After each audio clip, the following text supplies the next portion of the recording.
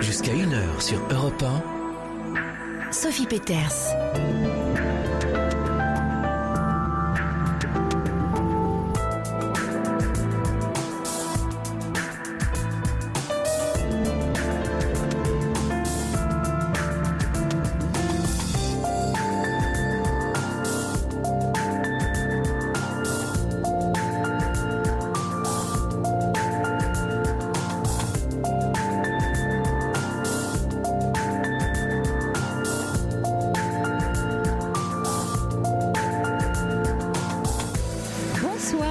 Voici repartis tous ensemble les fins de semaine pour des nuits douces à échanger sur vos joies et vos peines, à donner du sens à ce que vous vivez.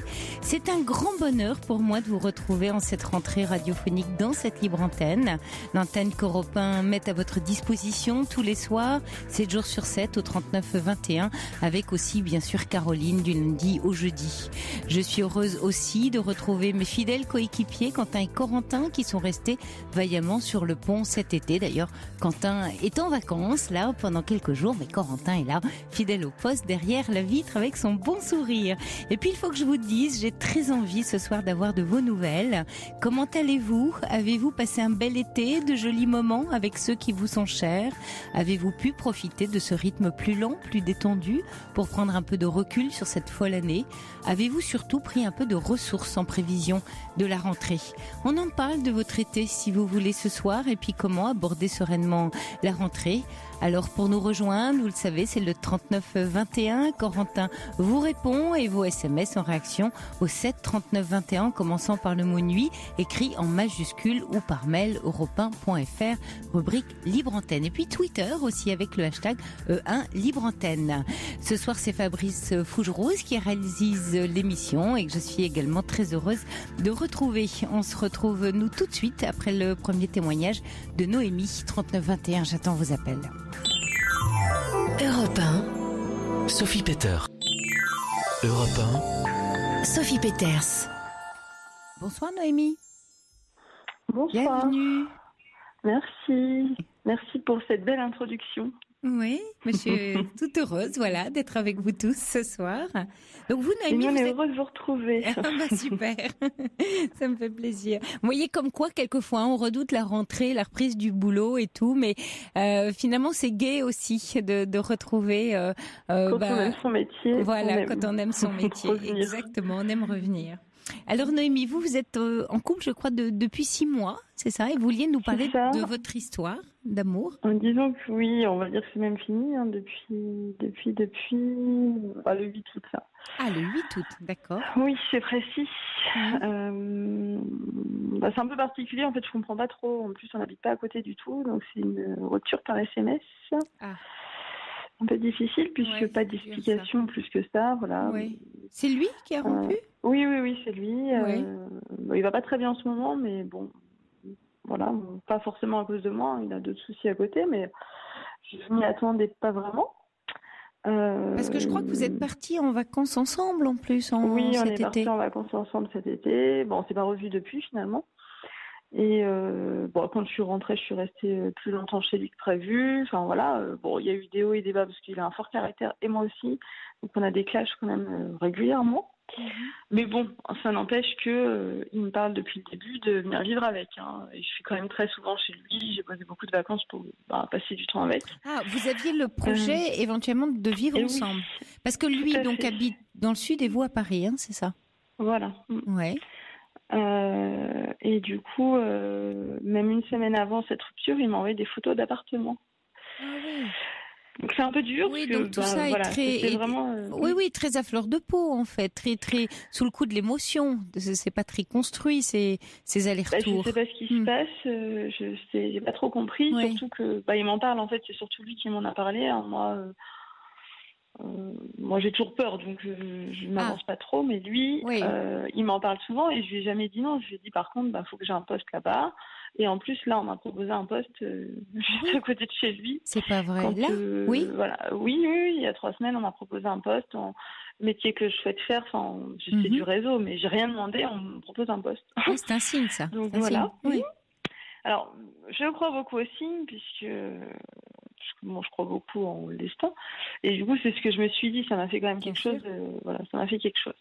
Donc, je lui ai dit, après, en lui disant, tu sais, Sammy Sor m'a proposé un poste juste à côté de chez toi. En plus, c'est vraiment quelque chose de sérieux, puisque j'ai travaillé avec son amie à lui, avec elle, en fait.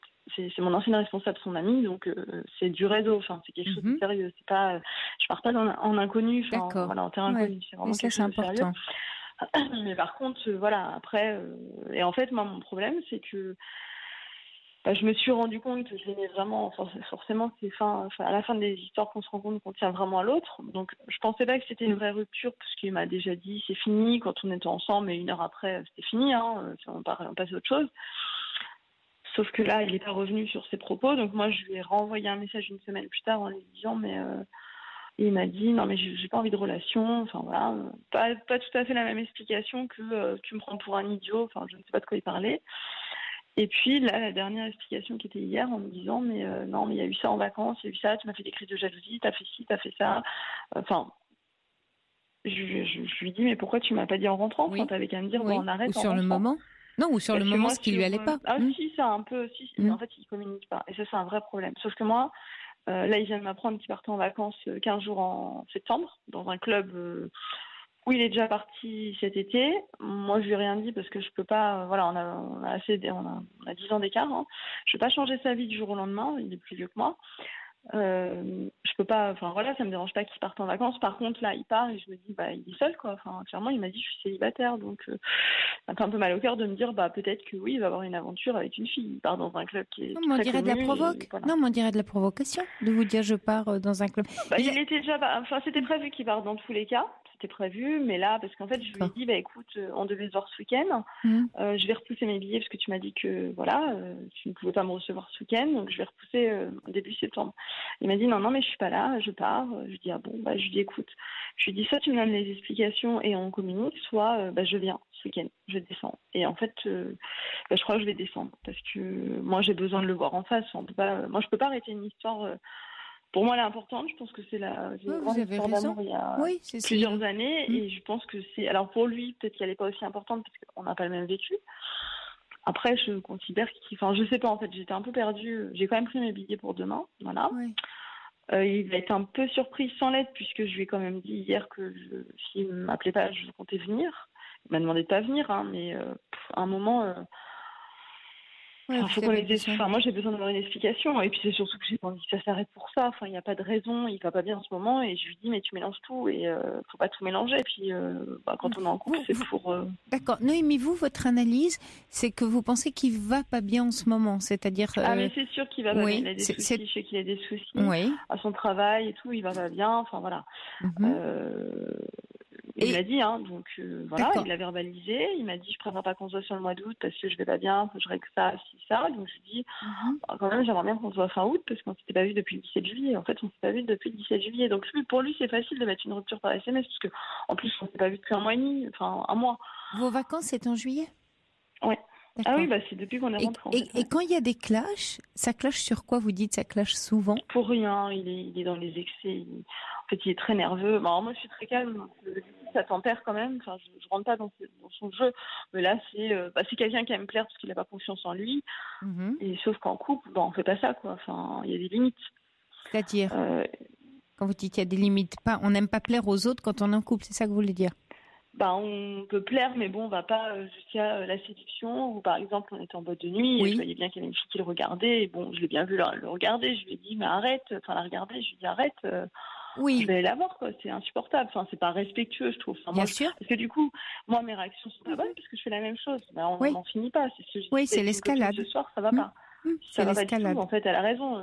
Faut pas que je réagisse comme ça en disant, t'arrête. Maintenant, on fait pas ça. Noémie, s'il a besoin de plaire tout en étant avec vous, vous pensez que c'est à cause de quoi?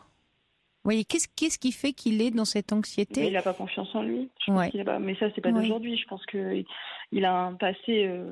déjà, il a été trompé. Donc ça, c'est important. La dernière histoire la plus importante, il a été trompé. Et je pense que, voilà, moi, quand je rentre à Paris, il me dit, va voir ton mec de Paris. Mais je lui dis, mais arrête, j'ai personne. Enfin, j'ai fait plus de 20 000 kilomètres en 6 mois pour venir le voir. Voilà, j'ai pas que ça à faire. Enfin, moi, j'ai envie de construire. En plus, on a quand même les mêmes objectifs, c'est-à-dire que lui, il a toujours pas d'enfants. Bon, il est proche de la quarantaine.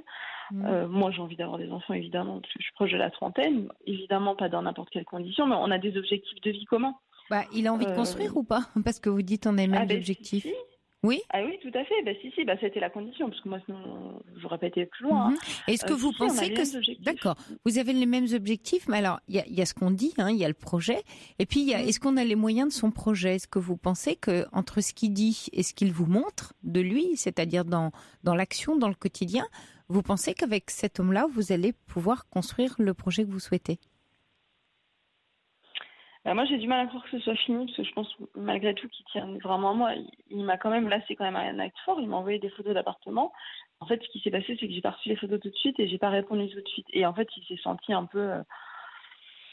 Il n'a pas apprécié que je réponde pas tout de suite, mais c'est pas que... Parce que moi, je lui ai quand même dit, je vais descendre, mais déjà, il me faut des preuves d'amour, parce que je peux pas tout quitter. Enfin, c'est compliqué pour moi, je quitte toute ma vie.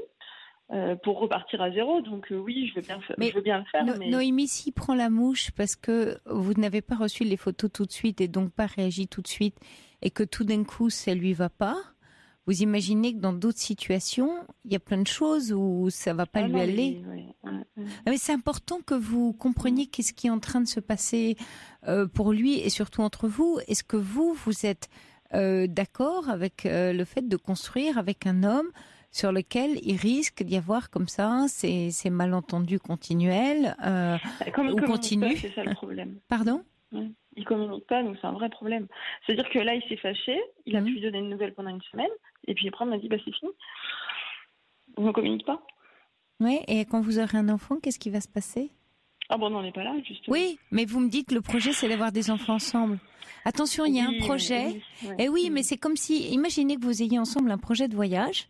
Vous décidez de partir en voyage, mais vous vous rendez compte qu'en fait, il supporte pas le climat du pays, il est allergique à telle chose ou telle chose, l'alimentation, ça va pas aller, etc. Vous allez quand même partir? Il va être malade et il faudra l'hospitaliser, arriver à destination. Je vous prends un autre plan pour vous dire attention au projet que vous... Parce que c'est très beau, bien sûr, avoir un projet, vouloir s'engager, je suis amoureux. Et puis après, il y a la vraie vie, il y a qu'est-ce qu'on construit ensemble, il y a l'ordre des possibles. Et puis il y a ce quotidien qui peut être un enfer ou un paradis. Oui, non, mais il va falloir du temps, il va pas changer. Mais il me l'a dit, de toute façon, il m'a dit je suis quelqu'un de très dur. Mais ça se voit, il se protège. Alors, attendez, Noémie, vous comptez le changer alors? Vous espérez le changer? Non, je ne compte pas le changer. Eh oui. Non, j'espère pas le changer. Après... Qu'est-ce qui fait que vous êtes amoureuse de lui, d'après vous? Qu'est-ce qui vous attache à lui? On a fait beaucoup de choses. En 6 mois? On est parti plusieurs... Ouais, on a fait pas mal de choses. Et en 6 mois, ça vous attache pour la vie? Non, mais qu'est-ce qui vous attache réellement? Pas attaché pour la vie, mais j'ai pas envie... Voilà, moi, j'ai pas envie que ça s'arrête là pour rien. En fait, il n'y a rien eu. Ok, mais dites-moi, pourquoi vous tenez à cet homme-là? Pourquoi lui? Vous me répondez parce qu'on a fait beaucoup de choses. Bon, mais avec des amis aussi, on fait beaucoup de choses. Oui, bon, on partage déjà un intérêt commun pour moi qui est au niveau spirituel et ça c'est important, très important dans ma vie. D'accord. Au niveau, il m'a poussé. Enfin là, j'ai créé mon entreprise, il m'a poussé. Au niveau intellectuel, je pense qu'on est tous les deux, on bosse à fond. Enfin, vraiment, on se comprend. Si je rentre à 22h le soir, il va rien me dire. Lui, il est en décalé, donc on se comprend. Et ça, pour moi, ça c'est important parce que mon travail est très important. Et puis il me plaît physiquement évidemment et puis au-delà de ça c'est un tout en fait, c'est un tout. Et qu'est-ce que lui vous pensez pourrait mettre dans la balance pour que l'engagement puisse se construire, pour que quelque chose de solide se construise? Moi je voudrais plus de régularité qu'il soit plus régulier dans sa façon d'être, ça, c'est clair. Mais est-ce que vous pensez qu'il en a l'intention, voire la capacité? L'intention, je crois. Oui, quand on parle quand même de projet de vivre ensemble, c'est quand même important. J'ai l'impression qu'il est en incohérence, en fait. C'est ça mon problème. Et moi, je me suis raccrochée à ça parce que là, franchement, je suis projetée. C'est comme si j'étais déjà partie, puisqu'il m'a demandé de venir pour janvier. Il m'a dit ce serait bien en janvier. Et moi, je pense que c'est bien parce qu'il ne faut pas attendre. C'est difficile à distance. C'est pas... J'ai déjà vécu ça, donc je sais. Lui aussi, et justement, ça s'est très mal fini. Et la fille n'est pas venue, donc il m'a dit de toute façon qu'il ne voulait pas de relation à distance à la base. On est dedans, clairement, mais c'était pas son premier choix. C'est pas ce qu'il voulait. Il aurait préféré, je pense, autrement. En tout cas, du coup, pas avec moi pour le coup, mais Bon, voilà, on se connaît maintenant, c'est comme ça. Et donc ça, c'est un des éléments, vous pensez, qui a rendu difficile la relation? Parce que c'était pas le fait que ce soit une relation à distance était pour lui un frein à l'engagement. Ouais, il me le dit souvent. Bon, mais quand vous êtes souvent ensemble, quand vous avez passé des vacances ensemble, est-ce que c'était fluide? Est-ce que c'était doux? Est-ce que c'était tendre? Est-ce que c'était amoureux? Moi, vous me dites qu'il y a des clashs tout le temps, qu'il drague une autre nana devant vous. Mais comment ça s'est passé les vacances? C'est pas vraiment draguer, c'est regarder. Il a pas parlé de cette fille, mais bon, voilà, il y a quand même des jeux de regard. Okay. Moi, ça m'énerve. Ouais. Alors, mais comment ça s'est passé les vacances? Comment ça s'est passé? Bon, on n'a pas cité des super moments. Enfin, moi, c'est un endroit que je connaissais déjà, donc on a passé des super moments. On a profité. On en est tous les deux. Et puis sur rien, donc on avait les mêmes choses, on allait beaucoup au resto, enfin voilà, c'était des belles vacances. Là, vous en êtes où? Vous avez dit quoi pour votre poste du coup dans le sud? Vous avez donné une réponse? Non, il a bien compris que c'était pas possible. Je lui dis pour l'instant je peux pas, quoi. On verra ça en début d'année prochaine, voir du coup là, avec tout ce qui se passe, ça me fait doublement réfléchir. D'accord, donc vous n'êtes pas engagée, vous avez été prudente là-dessus. D'accord. Maintenant, Maintenant le conseil que vous voulez que vous avez décidé d'aller ce week-end le voir. C'est avec ça que vous êtes. Oui, vous avez peur de. Je ne sais pas si je vais y aller ou pas, parce que bon, après, moi, je suis très spirituelle et du coup, j'ai des copines qui sont voyantes, etc. Oui. etc. Donc tout le monde me dit, mais laisse-le revenir. Enfin voilà, fais rien, n'y va pas parce qu'il va se braquer. Alors, moi, je suis sûre qu'il va se braquer, je le connais. Hein. Sauf qu'à un moment, il faut bien. Enfin moi, je me dis si je laisse. En fait, si je vais pas là, c'est que c'est comme si, je lui disais, ouais, c'est fini, t'as raison, on arrête. Alors, voilà. Noémie, d'accord, Noémie, pour prendre un vrai choix, un choix qui soit rien qu'à vous, j'ai envie de vous dire, c'est pas un choix par rapport à l'autre, c'est pas comment il va me recevoir, est-ce qu'il va se braquer ou est-ce qu'il va m'ouvrir la porte, c'est quelle est l'intention, quelle est votre intention en y allant? Ça, faut que ce soit super clair. Il y a deux intentions. Alors, allez-y. Moi, je veux pas que ce soit fini, clairement. Oui, donc l'intention, c'est récupérer la relation, d'accord. Voilà, et ça. Deuxième intention, c'est qu'on part. Par contre, qu'on parle et qu'on mette les choses, qu'on parte sur d'autres bases. C'est-à-dire qu'il faut communiquer, on communique pas. En fait, dès qu'il y a un problème, il parle pas. Donc ça, c'est un vrai problème. Mais bon, je l'avais déjà repéré tout au début parce que je lui dis, mais tu parles pas dans ton couple. Enfin, c'est un vrai problème. En plus, moi, je suis beaucoup dans la communication, lui, pas du tout. Donc forcément, c'est compliqué. Mais bon, moi, clairement, j'y vais. Parce que j'ai envie de parler avec lui, je peux pas, on peut pas. Je lui dis, mais tu te rends compte, tu mets une rupture par SMS. Ça veut dire que pour toi, tu vois notre relation comme ça, c'est qu'un SMS, c'est du virtuel, je sais pas, j'ai l'impression que c'est pas respectueux en fait. C'est surtout ça qui me dérange. Oui, vous avez raison. Mais votre intention, c'est de communiquer face à quelqu'un, attention, qui ne veut pas communiquer. Ça veut dire que vous venez avec une intention face à quelqu'un qui ne souhaite pas ça. Ce n'est pas son intention à lui. Donc, vous avez une action, vous allez poser une action où vous avez en face de vous un partenaire qui n'est pas d'accord avec l'action que vous allez poser, qui va donc mettre en échec votre intention, puisqu'il n'est pas d'accord. Après, quand on est en face, c'est pas du tout pareil. Je le connais. Quand on est en face, c'est fini, puis une heure après, c'est bon, on oublie. Il n'arrive pas. Je pense qu'à mon avis, s'il l'a fait par SMS, c'est parce qu'il n'y arrive pas non plus en face. Parce que quand on est en face, c'est différent. Donc vous pensez pouvoir... Oui, d'accord. Voilà. Ce qui serait important à ce moment-là, Noémie, c'est que, ok, vous venez avec votre intention, mais il faut aussi que ce que vous souhaitez valider, ou voir obtenir, ou engager, soit très très clair pour vous, pour pas que vous non plus vous égariez. C'est-à-dire que vous mettiez un peu vos choix, votre propre liberté, votre autonomie face à lui. Sinon, vous repartez encore une fois sur ce que vous dénoncez ce soir, c'est-à-dire un biais où, dans l'émotion, ça peut repartir, mais très vite refaire pchit. Et ça va créer une relation qui tout le temps se recréera, puis se dénouera. Parce que vous pourriez y aller en ayant, j'espère pour vous, un backup, un hôtel, enfin un lieu où dormir, que vous...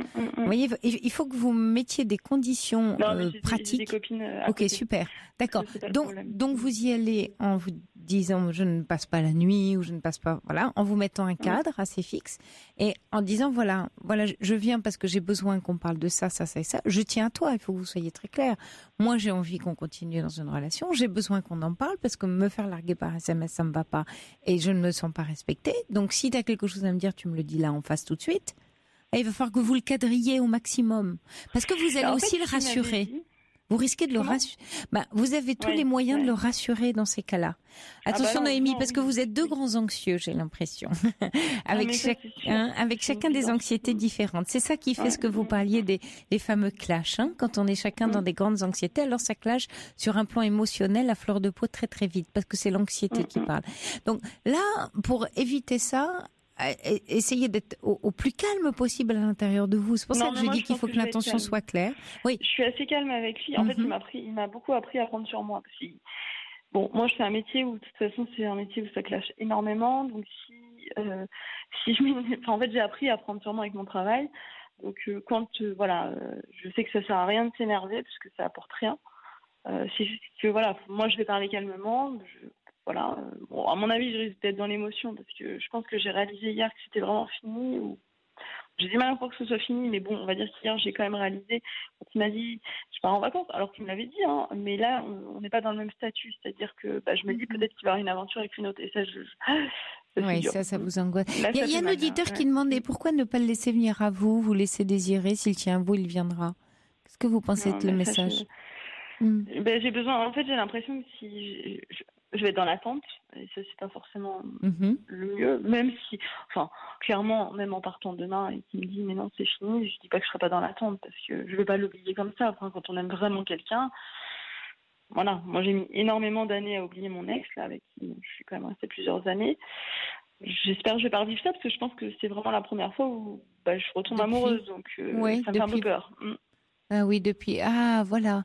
Donc vous faites le lien là qui est intéressant, Noémie, c'est-à-dire j'ai peur de mettre du temps à l'oublier, donc je veux pas avoir à revivre. Vous savez, les blessures d'amour, clairement, c'est ça. Là, c'est clairement on fait des liens. Mais elles se ressemblent pas pourtant les histoires. Je suis persuadée que cette histoire-là ressemble pas, à celle de votre ex. Donc les ruptures ne se ressemblent pas non plus, et les douleurs ne sont pas les mêmes.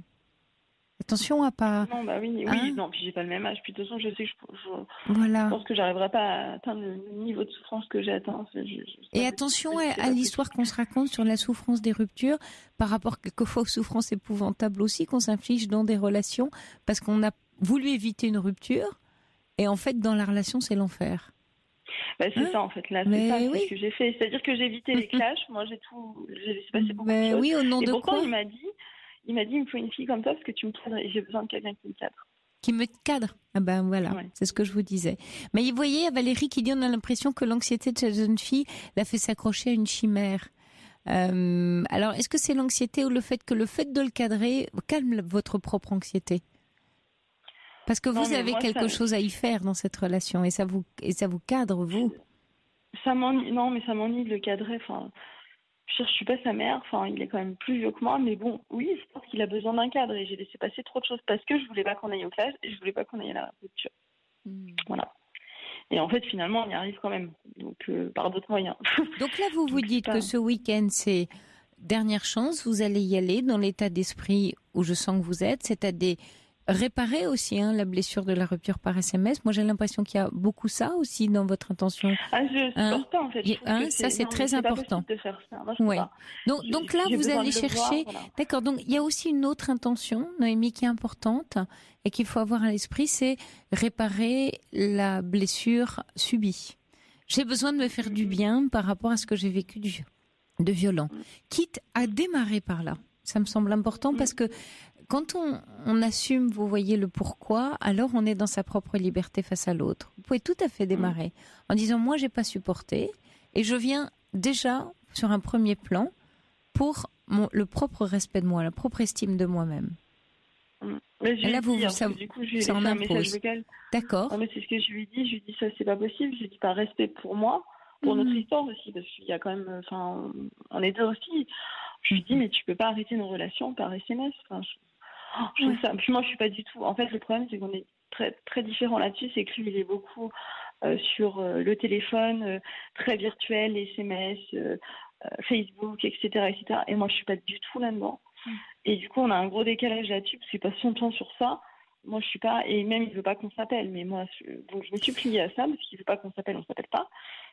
Mais bon. Noémie, vous voyez, c'est intéressant parce que vous m'avez parlé de ce qui vous relie, ce qui vous unit, et puis aussi de ce qui vous désunit. Et ce qui vous désunit, ce qui ne vous relie pas, est beaucoup plus profond que ce qui vous unit. Quand je dis plus profond, c'est-à-dire il y a ce côté surface où vous dites, quand on parle intellectuellement, on s'entend bien, on a les mêmes croyances sur le plan spirituel, et ça pour moi c'est important. Mais le fonctionnement que vous racontez, c'est-à-dire le fonctionnement des individus, le vôtre et le sien sur un niveau beaucoup plus profond, psychiquement, c'est-à-dire ce besoin, comme vous dites, de lui de se montrer partout, très narcissique, et vous beaucoup plus dans l'intime, beaucoup plus en lien avec vous-même. Vous voyez l'immense différence que ça fait, ça.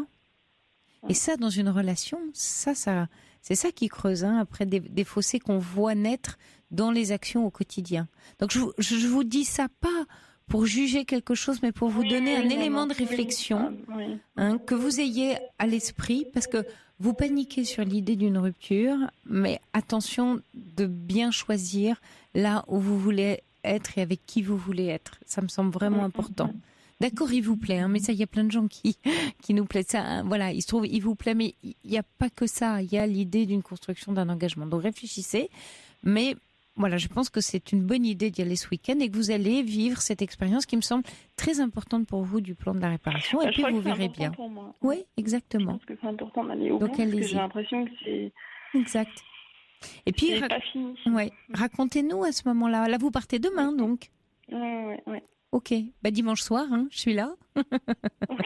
On attend des nouvelles du retour des week-ends. Vous rentrez dimanche soir, non? Non, ça va être dur. Non, ça va être dur. Si, je rentre. Bon, alors si vous avez le cœur c'est vraiment très dur, je rentrerai demain soir, je pense. Bon, si vous avez le cœur en miettes, Corentin est là, 39-21. Il a les cœurs brisés, c'est vraiment la spécialité de Corentin. Donc il n'y a pas de problème. Et la nôtre aussi dans la libre antenne. Donc j'essaye de vous mettre un peu de sourire. Non, j'espère que ça se passera bien. C'est différent, on est en phase, donc ça va peut-être changer le contexte.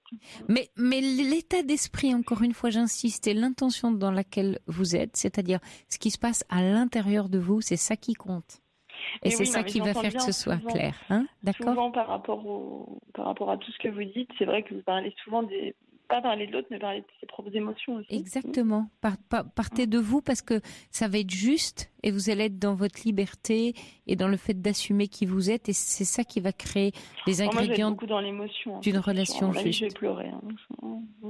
C'est un peu dur, ouais. Je pense que ça va être très compliqué. Surtout, je n'ai pas beaucoup dormi hier. Alors essayez de dormir là ce soir. Allez vite au lit avant le train ou l'avion de demain, parce qu'il faut que vous soyez bien reposés. Les émotions, là, elles débordent quand on est fatigué. Il y a Charlotte qui dit beaucoup de compromis, il me semble, de la part de Noémie. Est-ce que le jeu en vaut la chandelle ? Je ne sais pas, dit Charlotte. Mais bon courage, en tout cas. Et c'est vous qui répondrez à cette question dans le week-end. C'est bien d'y aller. C'est important de se confronter, vous savez, Noémie, et de pas laisser comme ça dans le silence, de faire une expérience. Vous allez faire une expérience et vous verrez ce qui va se passer pour vous. Et on ne peut pas le savoir ça à l'avance, ni vous ni moi. Bon, peut-être à dimanche, Noémie. Allez, bon week-end, vraiment. Bien, on pense à vous. Merci de nous avoir appelés. Merci. Au revoir. Au revoir. Toutes vos confidences à Sophie Peters au 3921. 50 centimes la minute, plus coût de l'appel. Jane sur Europe 1 qui chante Comme.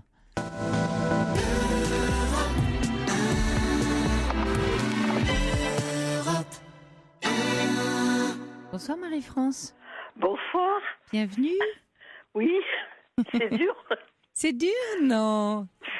Si, quand même, oui. Oh. Ah oui, enfin voilà, ça fait des mois que je suis tombée sur cette émission par hasard, et ça fait des mois que j'écoute. Et que tous ceux qui se sont succédés cet été, je les trouve tous merveilleux, formidables. Ah ben oui. Voilà, tous. Merci Marie-France. C'est bien de devenir addict comme ça de la libre antenne, Comment ? C'est bien de devenir addict de la libre antenne. Ah oui, je suis addict. Oui. D'autant plus que je suis pas partie, presque pas, donc ça vous a tenu compagnie. Il n'y a pas beaucoup d'émissions, il n'y a pas beaucoup de soirées que j'ai manquées. Bon. Alors, j'ai fait rire Corentin. Oui. Parce qu'il m'a dit, c'est pas bien catholique tout ça. ça m'a fait rire, on a ri ensemble, c'était bien. C'était bien. Parce qu'il a dû vous expliquer. Il m'a expliqué que vous aviez vécu une histoire, une histoire sentimentale un peu tristounette, quoi. Mais inachevé, même surtout. Pas commencé. Oh oui. À peine, pas commencé, déjà terminé. Ouais. Oui, ce que je voudrais savoir, c'est pourquoi je me retrouve aussi triste. Ça ressemble à beaucoup d'états dans lesquels j'étais plus jeune, c'est-à-dire quelque chose sans fond, dans lesquels je m'enfonçais pour des rencontres ratées, des choses comme ça, au lieu de dire pouf, ça vaut pas la peine. Et tout d'un coup, en vous attendant, j'ai repensé à ce que me disait ma psychologue de ces derniers temps, parce que j'ai fait plusieurs séries de psychothérapie dans ma vie, en changeant de ville, tout ça, qui me disait tous les hommes vous abandonnez. Alors j'ai pensé à ça, j'ai dit, mais alors, là encore. Alors, j'ai raconté à Corentin comment je me suis inscrite sur un site chrétien de petites d'annonces, en me disant de relations, en me disant au moins ça sera plus sérieux, puis en plus ça correspondait à ma foi, à ma spiritualité, voilà. Donc j'espérais trouver un homme pour pas peut-être finir mes jours, faut pas dire ça, mais parce que je supportais plus cette solitude depuis des années, je supporte plus. Et quand des personnes se plaignent à ce micro, à vous, à d'autres, je me retrouve en elles, évidemment. C'est cette solitude, on n'en peut plus. Mais bien sûr. Alors voilà, je me dis, j'ai mis cette annonce sans trop y croire, et puis tout d'un coup, j'intéresse quelqu'un qui est pas trop loin et qui dit lui-même, quand on commence une relation à plus de 500 km, faut pas trop rêver, après on se voit. Enfin, c'est très difficile après. Bon, alors lui, il était justement, il posait bien les choses, comme c'est pas trop loin, voilà. On pourra un jour se voir. Bon, on a beaucoup échangé, ça a été très vite. Au point de vue spirituel, c'était très chouette, j'aimais bien lui poser des questions, on se répondait, tout ça. Et puis tout d'un coup, très vite, est arrivée la question des relations sexuelles. J'en revenais pas. Ouais. C'est pour ça que j'ai fait rire Corentin. Alors, c'est lui qui a dit c'est pas très catholique tout ça. Oui, c'est pas très catholique. Oui, parce que ça allait très vite en plus. Quand vous dites c'est arrivé, c'est-à-dire que... Oui. Je comprenais bien que je ne veuille pas faire de clichés sur les hommes, qu'on puisse envie les femmes. Non, pas de clichés, j'essaye. Mais lui avait l'air très pressé et vouloir mettre absolument ça sur le même plan que les autres, même essentiel. Ah bon, c'était un peu dur. On a échangé après par téléphone. Bon, je comprenais sa demande. Je me disais qu'au fond, c'était courageux d'annoncer la couleur. C'était pas. Et il m'a dit, c'est pas très romantique, Marie-France, quand même, hein? Comment? Ça manque un peu de romantisme ou d'élégance, non? Je le suis beaucoup. Oui. Je l'ai toujours Parce que finalement, il mettait ça dans l'agenda, si je comprends bien. Il en parlait comme de se faire un restaurant ou un cinéma. C'était à peu près ça l'idée. Oui. Et il s'est fait assez pressant. Bon, je crois bien que je lui plaisais parce qu'on se disait. D'accord, mais pressant, Marie-France, quoi? En vous prenant dans ses bras, en vous prenant la main, pressant comment? Mais je ne l'avais pas vu toujours, je ne l'avais pas rencontré. Ah bon? Non. Pressant juste dans les messages. Vous étiez toujours pas vu qu'il parlait déjà de relations sexuelles? Oui. Ah oui, dites donc, vous avez même pas le temps de le désirer, de le voir, que lui, il est déjà... Voilà, oui. Alors il posait beaucoup de questions sur mon physique et moi, je voulais pas du tout être prétentieuse, alors je disais rien, je voulais pas dire grand-chose. Bon, je disais rien. Enfin, je restais dans le flou, ça l'ennuyait quand même. Il voulait vraiment avoir des photos, savoir combien. Bon. Et moi, j'évitais un peu ce genre de détails. Oui, bien sûr, on grossit un peu à un certain âge. Enfin bon, moi, je voulais pas entrer là-dedans trop. Et puis. Et c'était très chouette les échanges qu'on a faits, et ça revenait tout le temps, ça. Alors, je disais, oui, mais... Et moi, dans ma tête, je me disais, ce que je voulais surtout, c'était une amitié. Pour le soir, ne plus être seule et parler à quelqu'un, mais en toute confiance. Surtout, voilà, c'est ce que je voulais le soir, ne pas être seule à attendre des coups de fil qui ne viennent pas de mes enfants. Et avoir un ami. Et puis après, je me disais, on verra bien après. Oui, on verra. Bien sûr. Voilà, on verra, c'est pas impossible. Bon. Et il s'est fait de plus en plus pressant. Oui, alors à la fin de la semaine prochaine, oui, mais je vous dirai si je peux. Et puis tout d'un coup, c'était de plus en plus oppressant, et je dirais pressant et oppressant. Mais si je peux vous voir, vous aviez parlé au moins de vous voir une première fois? Ben oui, mais alors, ce qui m'interloquait, c'est qu'au fond, j'ai pas du tout aimé ces termes. Au fond, il voulait venir pour faire l'amour. Ah, donc il voulait vous voir la première fois et crac boum, on allait au lit tout de suite. Ah bah voilà, et puis quoi encore? Ah bah voilà, c'est extraordinaire ça. J'avais jamais vécu ça. Ah bah oui, je vous comprends. Hein. Ah bah je vous comprends, Marie-France. D'abord, ça devait être pendant ce week-end. C'est culotté, comme on dit finalement, hein. C'est un peu culotté. C'est culotté, sans jeu de mots. C'est culotté. Alors le samedi, il ne pouvait pas, le dimanche. Alors je dis alors le début de la semaine prochaine, comme on avait dit. Non. Et ce matin, c'était dans l'après-midi, en fin d'après-midi. Mais vous vous rendez compte, Marie-France, de l'absurdité du rendez-vous, mais c'est-à-dire plus à savoir. Ah bah oui, c'est là. Je ne sais plus où j'en suis. Je ne sais plus. Ah bah oui, mais là, moi, je vais vous remettre. Moi, je suis coupable d'avoir refusé. Non, Marie-France, je vais vous remettre les pendules à l'heure, quand même, parce que là, il y a un truc qui va pas du tout, quoi. Mais vous voyez la perversité de l'échange, c'est qu'il vous a embrouillé.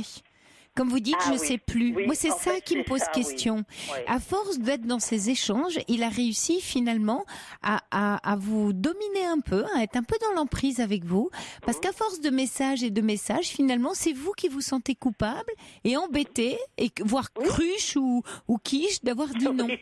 C'est quand même extraordinaire, ça.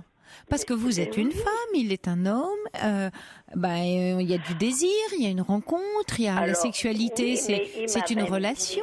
Des choses très précises qui lui arrivaient, je ne vais pas vous dire plus pas, quand même par la radio, qui ça lui arrivait plusieurs fois par jour, donc il aimerait bien quand même que ça serve à quelque chose. Ah, qu'il arrive à bander plusieurs fois par jour, on va parler de ça. Tout seul, comme ça, alors tout seul, il voudrait servir de son engin qui marche à merveille. Voilà. Tant mieux pour lui, on est très très content de l'apprendre.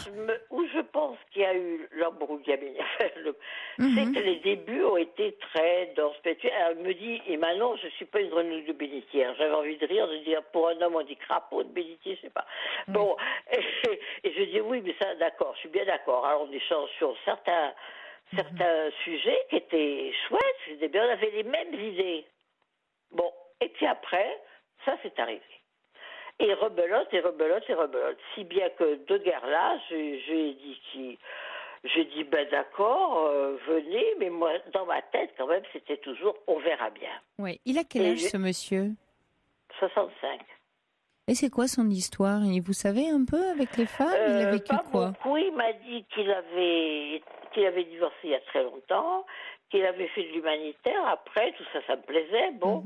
Et puis qu'il avait eu une relation justement sur ce même site il y a quelques années et qu'il ne voulait pas retomber dans le même problème parce que cette femme, au bout de longs échanges, lui avait dit qu'elle ne pouvait pas physiquement avoir de rapport. Ça peut arriver. Oui, bon. Ah, oui, mais après de longs échanges, ils s'étaient vus? Ah non, je crois toujours pas.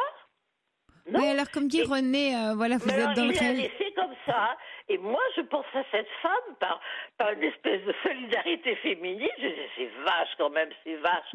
Alors je lui dis, mais vous l'avez laissée comme ça, cette femme? Ah ben oui, parce que ça m'aurait empêché de faire des recherches sur une autre. Et j'ai trouvé ça moche quand même, cette pauvre femme qui devait être amoureuse de lui, plus ou moins, même pas. Amoureuse, on ne s'est jamais vu. Vous êtes jamais vu. Je sais pas. Enfin, bon, je pensais à cette femme à qui il avait annoncé que en fait, finalement, n'aurait pas ça, c'était fini. Ouais. Je trouvais ça dur, pour elle. Marie-France, pour en revenir à vous, quand vous dites je suis un peu perdue et je ne sais pas si j'ai raison de penser ce que je pense ou de sentir ce que vous sentez, c'est important là de remettre les choses à leur place. Donc, qu'est-ce que c'est qu'un homme et une femme qui se rencontrent? Oui, qu'est-ce que c'est que la séduction? Qu'est-ce que c'est qu'une relation sexuelle? Qu'est-ce que c'est qu'une rencontre?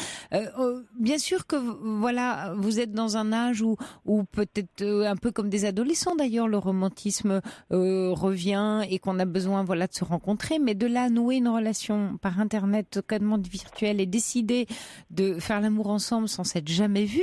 Enfin, si je vous le raconte comme ça, quel que soit l'âge des individus, quel que soit l'âge. On est dans l'absurde ou dans le glauque, dans quelque chose qui est. Alors, on décide par catalogue. Enfin, on n'est pas dans le catalogue de la Redoute à choisir avec qui on va coucher. Mais c'est pour ça que j'arrive plus à savoir. Voilà. Je me dis, je l'admire. J'arrive à dire, je l'admire d'avoir été si franc. Moi j'ai envie de dire. Alors non, Marie-France, non, stop. On peut pas admirer quelqu'un d'être indélicat. Il est indélicat. Il est mal élevé. Alors il est déjà mal élevé. Il est indélicat. C'est de l'indélicatesse déjà caractérisée. Il ne pense qu'à lui, qu'à son besoin à lui. Alors, et qu'il ne sait pas d'ailleurs tenir, parce que s'il était un peu malin, plutôt que d'annoncer la couleur, finalement c'est là où je comprends d'ailleurs où vous lui rendez hommage, c'est que il est tellement pas malin qu'il a annoncé la couleur tout de suite, au lieu d'être dans la séduction, là où d'autres peut-être auraient été un peu plus malins. Vous aurez invité à prendre le thé 3 fois et vous aurez renversé sur un lit. Mais ça vous aurait pu vous plaire, Marie-France. Le truc, c'est que les plus malins, si on prend l'autre cas, c'est qu'ils vous auraient peut-être invité 3 fois à prendre un thé, mais quand ils vous auraient basculé sur leur liste, ça aurait pu vous plaire, là, pour le coup. Alors que là, franchement, vous avez du mal à imaginer, n'ayant jamais vu le bonhomme, c'est difficile de désirer quelqu'un qu'on n'a jamais vu, hein. Et puis moi, alors quand je disais, moi je peux pas faire l'amour sans affaire, au moins un sentiment, il disait oui, moi aussi. Et je me disais, mais de toute façon, s'il vient, d'accord, mais enfin on va se promener, on va dîner, après on verra. Eh ben on va être dans la séduction. Il fallait passer tout de suite. Oui, c'est-à-dire que ce monsieur ne passe pas par la case séduction, qui est le préliminaire du préliminaire. D'une certaine manière. C'est-à-dire qu'avant même le préliminaire physique, il y a tout le préliminaire sensuel, imaginaire, d'odeur, de regard, de se tenir la main, de s'embrasser, de se toucher, de faire la découverte des corps. Et puis après, les corps, ils s'assemblent, ils se rencontrent. Mais c'est tout. Je n'avais pas envie de cet homme. J'aurais peut-être pu, mais il n'y avait rien qui faisait le petit clash qui fait qu'il y a une... Alors je lui ai parlé d'émotion, il faut qu'il y ait une émotion quand même à un moment. Un truc.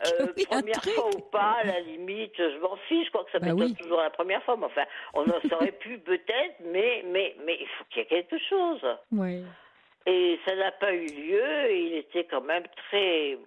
Comment ça s'est terminé? Il vous en voulait? Mal. C'est-à-dire, qu'est-ce qu'il vous a dit? Alors, il a dit, mais j'avais bien annoncé ce que je voulais bien dire, puis il y a des mots qui m'ont heurté, parce qu'il a dit, c'est comme on se rend service, j'aime pas ça. Oula, mais encore une fois, il est dans le catalogue de la Redoute, vous voyez, c'est vraiment... C'est pas du tout... Alors, il m'a demandé si j'étais romantique, je lui ai dit, ça oui, il m'a dit qu'il était aussi...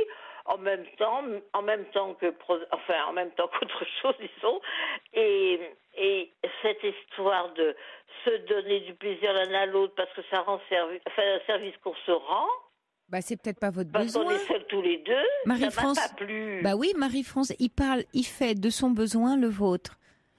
Ouais. Voyez comment là encore on est dans quelque chose qui est perverti. Je dis pas qu'il est perverti, je dis c'est perverti parce que il prend son besoin et son désir et il en fait le vôtre pour dire tu vois bien ou vous voyez bien on a le même donc on est bien d'accord donc je viens et on est d'accord donc c'est grossier c'est vraiment de la manipulation caractérisée.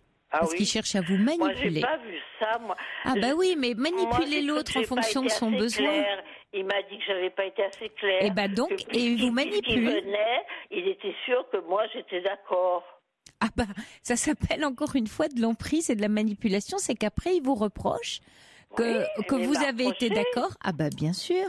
Alors, comme dit Nanou, moi je vous lis quelques messages d'auditeurs qui sont scotchés. Voilà, alors Nanou qui dit ce monsieur est goujat et égocentrique. Elisabeth, un vrai goujat. Pierre qui dit mais c'est pas un homme, mais c'est une bête. Il y a Valérie qui dit oh là là, mais sauvez-vous. Et puis René qui vous dit mais restez surtout en accord avec vous-même. Oui. Quand vous dites j'ai besoin d'être consolée, Marie-France, moi j'ai l'impression qu'il vous a vraiment malmené. Vous avez été maltraitée. Oui. Mais psychologiquement maltraitée. Et c'est là où je rejoins votre psy. C'est qu'est-ce qui vous a permis d'aller jusque-là, jusqu'à cette maltraitance, de le laisser se permettre de vous emmener là où il vous a emmené, déjà. Rien que ça. C'est ça qui doit vous alerter, Marie-France. Oui, et que vous devez travailler avec votre psy. Ça rejoint beaucoup de choses de moi, ça, oui. Oui, parce qu'en fait, vous voyez, c'est-à-dire que quand on laisse comme ça la main à l'autre de nous faire quelque chose à nous, enfin, qui vous fait quelque chose à vous-même, ça, c'est pas juste du tout. Vous l'avez laissé. Alors vous n'avez pas à en être coupable, attention, je dis pas du tout ça pour ça, Marie-France, qu'on soit bien clair.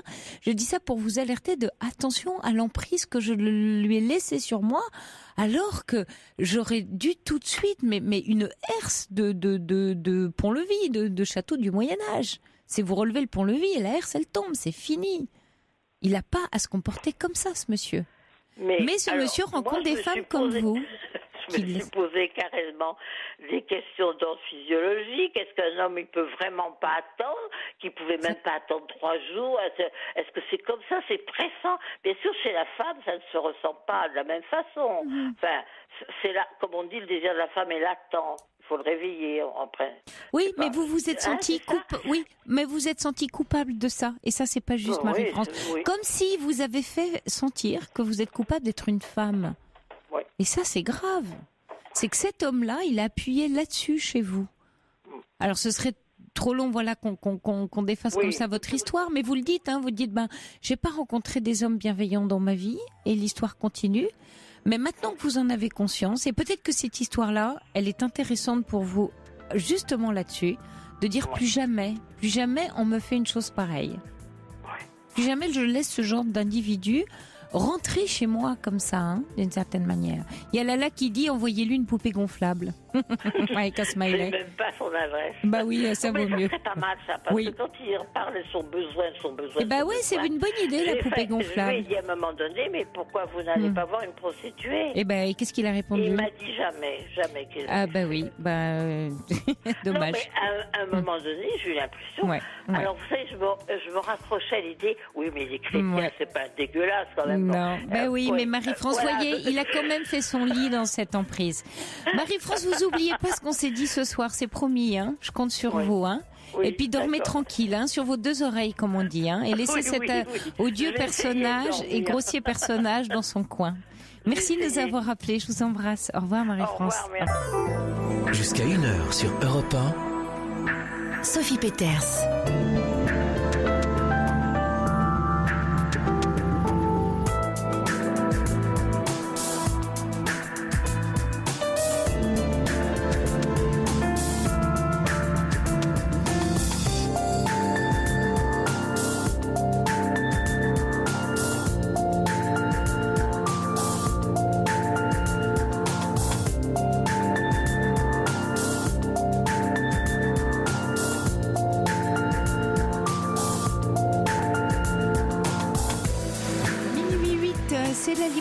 Qui se poursuit avec vous et en direct jusqu'à 1h du matin.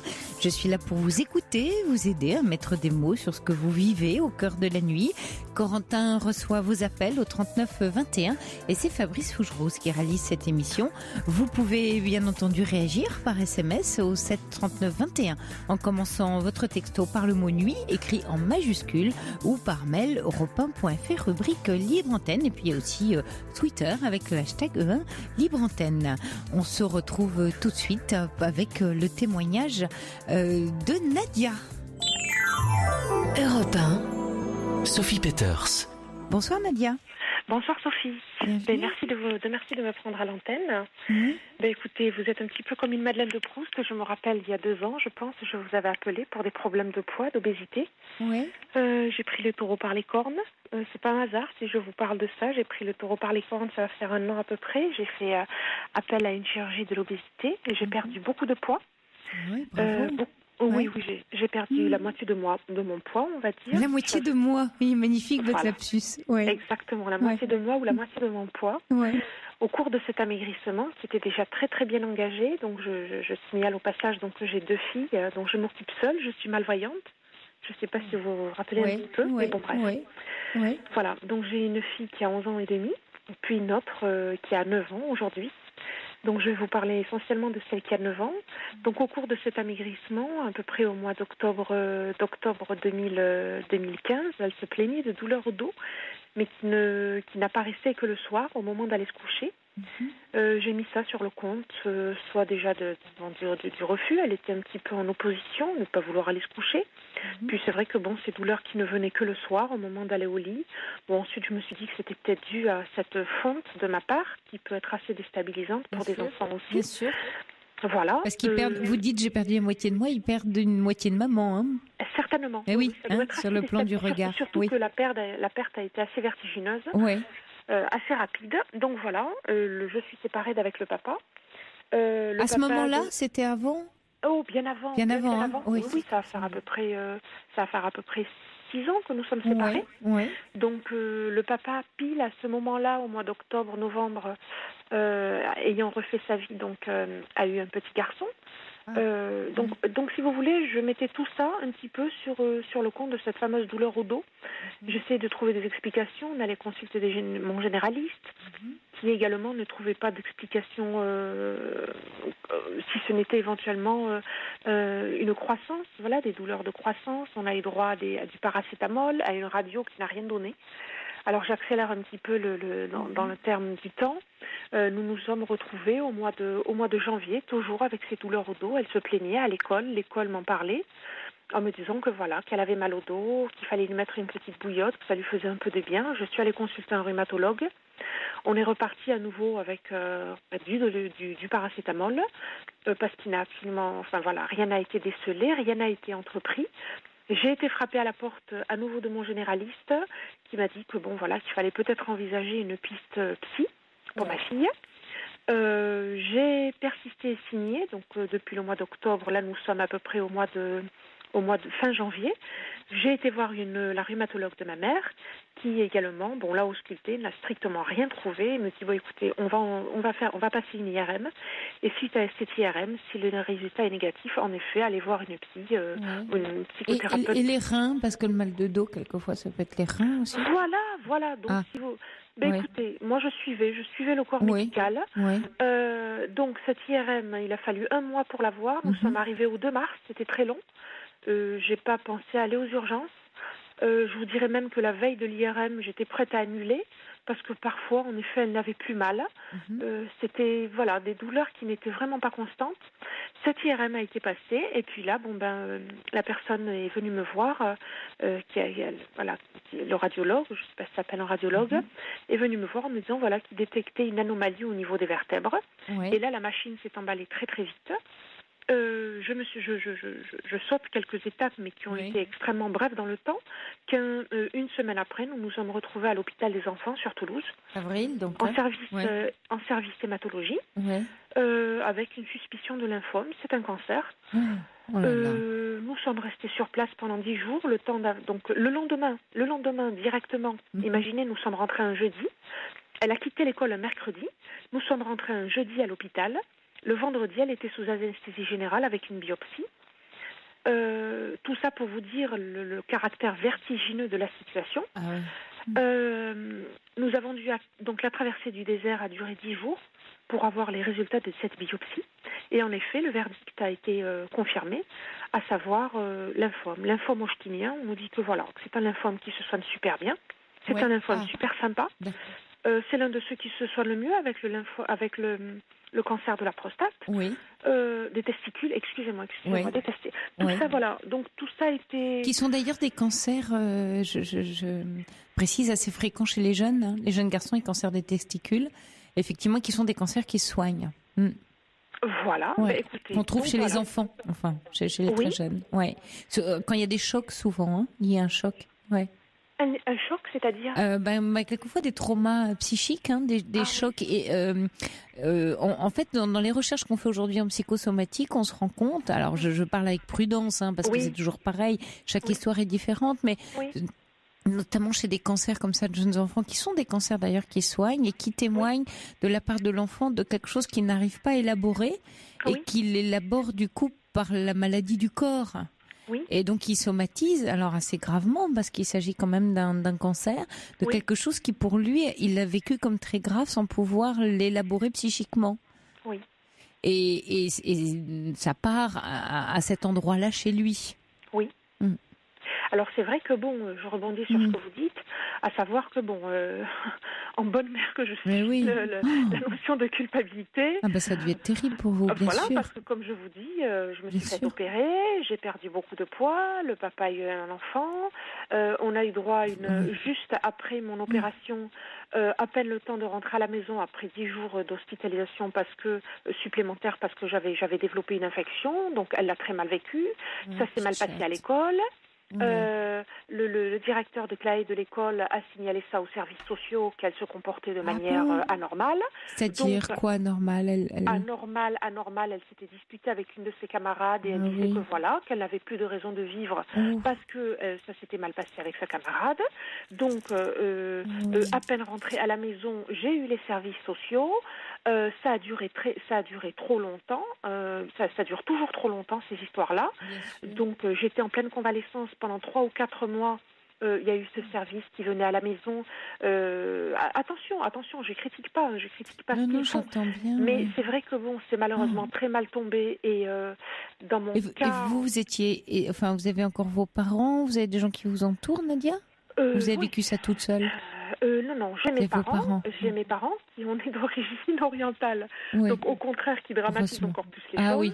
D'accord. Donc j'ai essayé de rester stoïque dans ce cadre-là. Ce que je veux vous dire par là, c'est qu'en effet, elles ont vécu ça. C'est quelque chose d'assez déstabilisant, qui a remis en question, moi, mon autorité de mère, dans le sens où des personnes venaient demander, comment ça se passe à la maison, qu'est-ce qui se passe. Voilà. Alors, comment ça s'est terminé, cette histoire? Ça s'est terminé en mois d'octobre, justement, lorsque aidez-moi, le conseil nous ont convoqués en nous disant qu'ils étaient navrés de cette erreur, qu'ils avaient d'autres choses à faire, que ça s'est passé pendant les vacances, qu'ils étaient en sous-effectif, que la personne qui gérait tout ceci, si elle avait été là, rien n'aurait été enclenché. Bon, écoutez, on ne va pas s'éterniser sur ce domaine, mais tout ça pour vous expliquer la succession quand on parle de loi des séries. Oui, c'est ça. Sur un temps très bref, cette concentration d'événements quand même assez lourds. Oui, parce que dans le même temps où ça se passait mal à l'école, on ne trouvait pas ce qu'elle avait. Elle continuait à avoir mal au dos. Si je comprends bien c'est ça. C'est que tout ce que vous m'avez raconté sur l'aspect de calendrier de l'évolution et de la recherche de maladies, pendant ce temps-là, elle se disputait à l'école et les services sociaux s'inquiétaient de son caractère et de son côté psycho. Oui, d'accord. On est bien d'accord. Donc, écoutez, nous voici mi-mars. Le verdict tombe. Rapidement, les choses se mettent en place. On nous annonce un jeudi que c'est bien un lymphome hodgkinien, donc celui qui est sympa, on va dire, comme je disais à ma fille, c'est celui qui est sympa. Le non-hodgkinien est un peu plus tordu. Soit dit en passant, c'est celui qu'a eu Françoise Hardy, contre lequel elle s'est battue pendant pas mal d'années. Donc voilà. On nous annonce un jeudi, lundi, paf, c'est parti, la chimio. Les cheveux tombent au bout de 3 semaines. Le choc le plus important pour ma fille. Bien sûr. Voilà. Elle continue à aller à l'école à ce moment-là? Non, c'est terminé. C'est terminé. Voilà, tout est arrêté. Le monde s'est arrêté brutalement. Moi, je découvre un monde que je ne soupçonnais pas. Ce monde-là, on n'y pense pas. Non, on le voit sûr, peut-être à travers des reportages à la télé. On le voit peut-être à travers des films. Mais on n'imagine pas un instant qu'un monde parallèle puisse exister. Je dis bien un monde parallèle. Voilà. C'est parti pour 2 mois de chimio. Normalement, ça doit le faire, nous dit les bateaux, il n'y a pas de souci, tout, ça se soigne bien, tout. Donc jusqu'à la fin de l'année scolaire, jusqu'à juin à peu près. Exactement. Donc, à la fin de ces 2 mois, écoutez, les résultats sont assez mitigés. On nous lance sur une chimio qui est moins intensive, en nous disant que les résultats précédents étaient quand même assez, aidez-moi. Encourageants. Voilà, merci. Encourageant, oui, d'accord. On nous lance sur une chimio moins intensive. Bon, super, quoi, ça nous laisse présager de bons jours devant nous. Elle a pu aller pendant 10 jours à l'école parce que cette chimio était moins dévastatrice. En juin alors?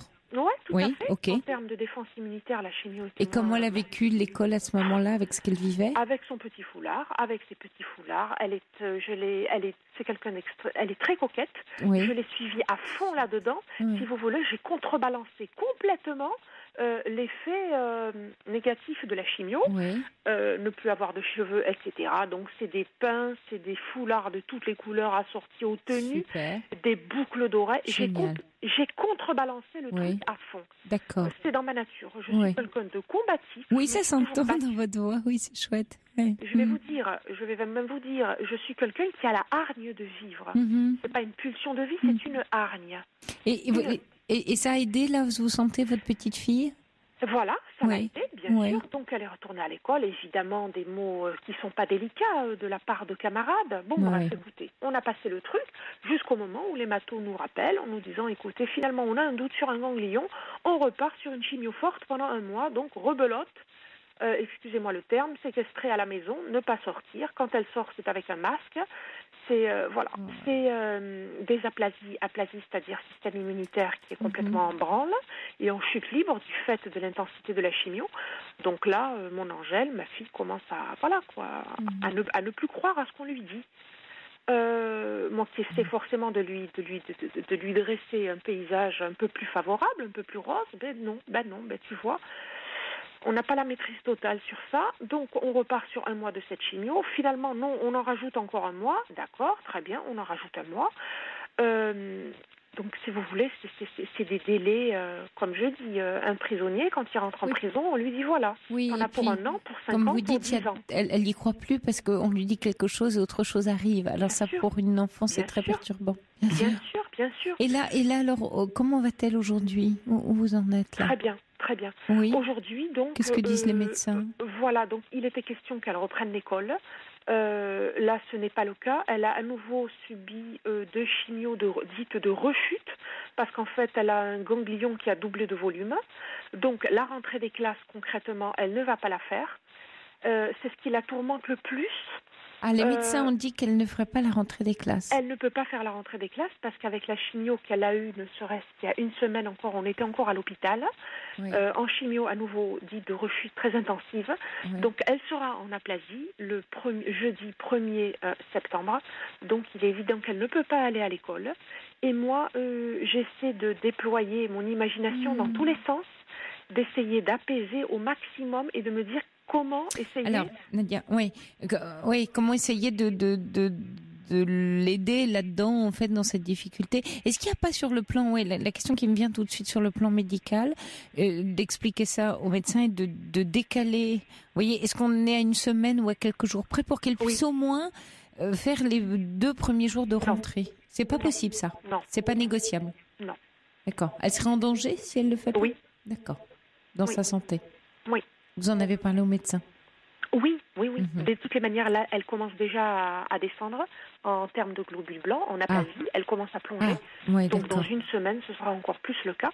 Et elle ne peut pas se défendre. Elle sera trop faible. Les moindres. Oui, c'est pas possible. Oui, elle sera trop faible. D'accord. Qu'est-ce que vous avez imaginé là pour l'instant, Nadia, sur cette rentrée? Qu'est-ce qu'elle dit, malvoyante, moi, mon rêve, c'était de l'amener à la mer. Passer une journée à la mer parce qu'elle peut respirer le grand air. Ça, il n'y a pas de souci, elle n'est pas dans un endroit confiné. J'ai pensé à ça, je lui ai proposé, elle m'a dit non, elle me dit moi, ce qui me plairait vachement. Je lui ai dit voilà, qu'est-ce qui te plairait ce jour-là? Qu'est-ce qu'on pourrait faire toutes les deux? Voilà, ta grande sœur sera à l'école, soit dit en passant, elle rentre en 6e, donc elle est dans une effervescence. Mais oui, l'entrée au collège. Donc le contraste est difficilement gérable pour moi, si vous voulez, d'entendre l'enthousiasme de la grande et la petite qui est là. Oui, mais c'est son droit. Bah oui, mais là, faut pas lui gâcher l'enthousiasme de la grande. C'est de la ressource pour la famille. Ouais. Vous voyez, la grande, bah oui, elle a rien demandé, elle, hein, et c'est pas parce que sa petite sœur est malade et pas bien qu'on va lui gâcher son enthousiasme de rentrer au collège. Au contraire, d'ailleurs, c'est important que chaque enfant, que vous, la maman, vous puissiez faire en sorte que chacun ait le droit et la liberté de vivre ce qui est juste pour ce qu'il vit au moment où il le vit. C'est-à-dire que celle qui rentre au collège pleine d'énergie parce qu'elle arrive dans l'école des grands avec un défi et un challenge et du coup, effectivement, pleine de bonheur et d'énergie, bah oui, encouragez-la. Elle est bien dans chacune est dans sa vie avec ce qu'elle a à vivre, parce que sinon, la grande va devoir porter, elle, de dire, ah ben non, j'ai pas le droit de me réjouir parce que ma sœur va très mal. C'est vrai. Et ça va aider personne. Alors oui, qu'est-ce qu'elle a dit, la petite? Qu'est-ce qu'elle voudrait? Donc non, elle, c'était aller faire du shopping. On pouvait pas, parce que voilà, elle ne peut pas rentrer dans des endroits confinés, toujours le même truc. Ah oui. Parce que j'avais une idée éventuellement, Nadia, mais de lui proposer, elle avait des bonnes copines de l'année dernière, j'imagine, de classe. Oui. Est-ce que c'est possible qu'elles aient le droit de venir à la maison chez vous à la sortie de la première journée, lui raconter la rentrée des classes et prendre un goûter avec elle? Elle ne peut pas. Ah, elle n'a pas le droit de voir d'autres enfants? Non, elle ne peut pas côtoyer d'autres enfants.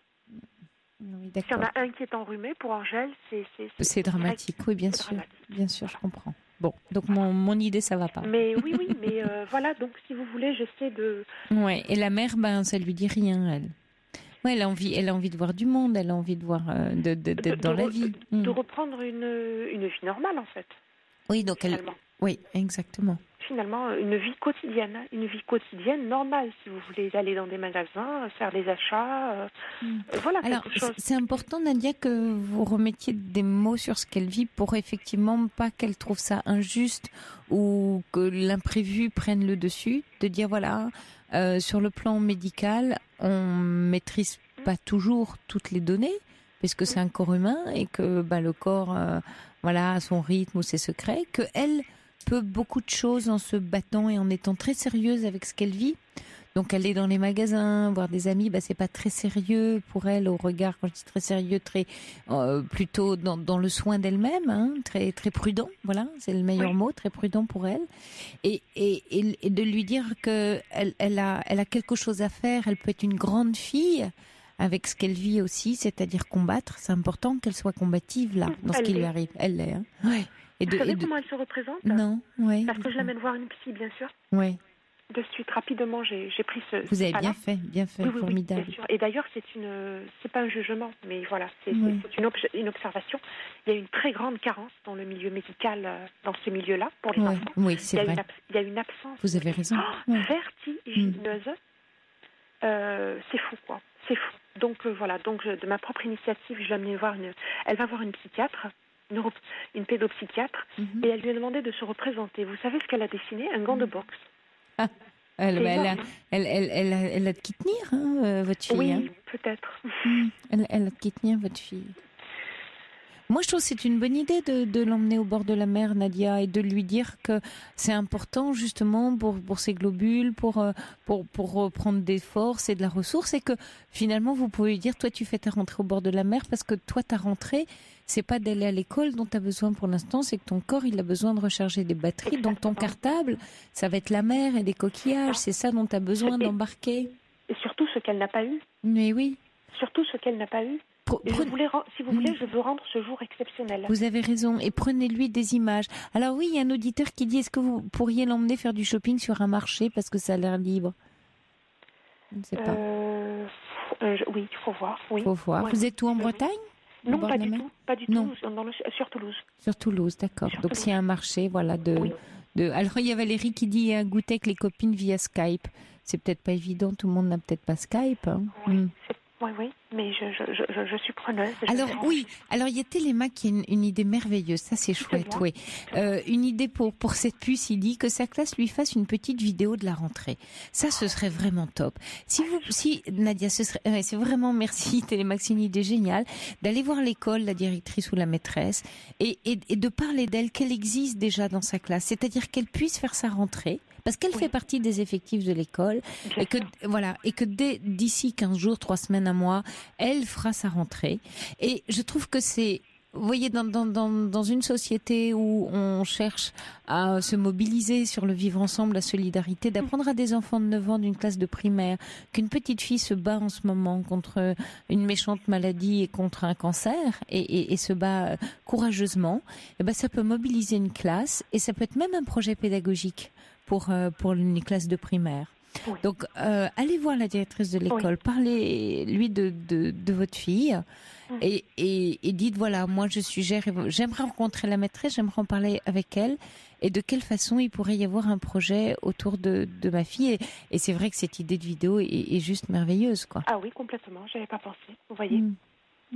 Oui, c'est une excellente idée. Oui, c'est Monica qui dit oui, pourquoi pas installer un Skype pour rester en contact visuel avec l'école et les enfants. Mais le Skype, ce qui est compliqué, c'est que la maîtresse va pas gérer forcément un direct ou alors un direct en coucou. Si effectivement il y a Internet et que la maîtresse a un ordinateur là en primaire, ce serait génial. Oui. Faire un coucou par Skype le matin, bonne rentrée, voilà, et que Nadia puisse faire coucou à toute la classe, la voir. Et puis après qu'il y ait une petite vidéo qui soit faite éventuellement même par les élèves dans la journée ou s'il y en a un qui a une GoPro et de l'envoyer à Nadia en fin de journée, à votre fille en fin de journée. Oui, tout à fait. Oui, ben ce sont vraiment de bonnes idées. Oui, la vidéo, en effet. Oui, voilà, il y a qui dit, pourquoi pas demander à l'institut, au directeur, voilà, de mettre un portable et une webcam pour qu'elle suive la rentrée de ses copines. Enfin, en tout cas, trouver un système et puis surtout, encore une fois, j'insiste, Nadia, c'est que ce que vit votre fille, c'est pas juste confiné à l'histoire de votre fille et de vous. C'est-à-dire, et je vous remercie d'appeler ce soir, c'est que c'est important que votre fille, elle compte dans cette classe et que pour tous ces petits enfants, tant mieux, qui vont bien, qui ont une bonne santé, qui vont à l'école, il y a une petite fille quelque part qui souffre et qui se bat. Et c'est important qu'on soit solidaire avec elle. Absolument. Oui, c'est vraiment important. Et que vous portiez pas tout non plus. Parce que Nadia, vous avez beau, et je l'entends, être très courageuse. Ça aussi, c'est vous faire aider, être entourée. Oui. Ça me paraît vraiment important pour vous. Et que vous ne rentriez pas dans le combat de la maman qui se sent coupable. Attention à ça, pour vous. Oui. Parce qu'il n'y a pas de culpabilité à avoir. C'est pas parce que vous avez fondu et mérite que votre fille... Faites pas des liens que vous ne savez pas, c'est-à-dire qu'un enfant... Oui. Ah, tant mieux, vous le faites plus. D'accord. Attention, un enfant, il vit quelque chose, certes, dans une histoire de famille ou quelque chose qu'il vit douloureusement, mais parce que sa représentation à lui est comme ça. Je vois ce que vous voulez dire. Et c'est pas vous qui l'avez fabriqué, cette représentation, c'est lui. Oui, j'entends bien. Voilà. Par contre, d'être avec, de l'accompagner, d'être avec une extrême bienveillance aujourd'hui auprès d'elle, bien sûr, et ça, je l'entends. Oui. Donc vous en parlez, vous nous tenez au courant pour la rentrée de votre puce là ? Ben oui. Et que vous voyez avec l'école, et puis si vous avez besoin, que nous on se mobilise, on le fera à vos côtés. C'est adorable. C'est adorable. J'ai déjà mobilisé Mika, le chanteur. Ah génial, d'accord. Ouais. Donc elle est montée avec lui sur scène, tout ça, c'était un moment fantastique. Ah, c'est super. Oui. Et donc voilà, donc c'est vrai que je vois qu'il y a des mains qui se tendent et ça fait du bien. Ouais. Ça fait du bien, on se sent moins seul et moins démuni. Oui, je vous remercie de nous avoir appelé ce soir, Nadia. Il y a un auditeur qui dit « C'est tellement vrai les carences pour accompagner psychologiquement les enfants et les parents. Si certaines personnes veulent faire des assises pour ça, il faut l'entendre. » Et puis la vidéo en classe, oui, ça se fait. Et puis une carte postale aussi. Oui, bien sûr, une carte postale signée, vous voyez, de tout le monde. Ce serait génial, un petit mot, quoi. Tout ça, c'est chouette. Tout ça, je prends et je vais y réfléchir. Essayer de le mettre en place. Voilà. Merci Nadia. Bon courage à vous, et bonne rentrée. Et puis on vous embrasse, on embrasse très fort votre petite fille. Et puis aussi belle rentrée à la grande bien aussi, sûr. Bien sûr. Qui peut elle aussi être mobilisée, peut-être. Oui, peut-être elle pourrait elle aussi avec je sais pas son portable ou quoi si elle en a un ou à faire une petite vidéo de sa classe et partager les bonnes choses avec sa sœur. Pas les isoler, que la grande puisse être aussi un support pour la petite. Et c'est pas parce que la grande va bien et qu'elle vit un truc chouette qu'il faut l'empêcher à la fois de se réjouir et surtout de le partager. Au contraire, elle va donner de la ressource à sa petite sœur pour qu'elle se batte. D'accord ? Merci beaucoup pour votre écoute. Courage à vous Nadia, je vous embrasse. Jolie chanson chantée par Julien Doré. Le lac, je sais pas si vous avez entendu, pourvu que les hommes nous regardent. Bon, je dis ça, je dis rien.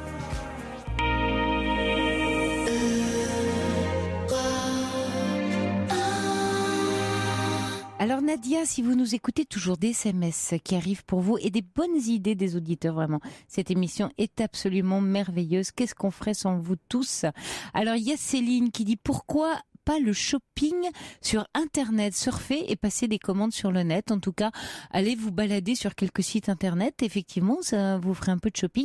Et puis, il y a Monica qui dit, sur la libre antenne, on a des conteuses, des marrants, des mamies et tout ce qu'il faut.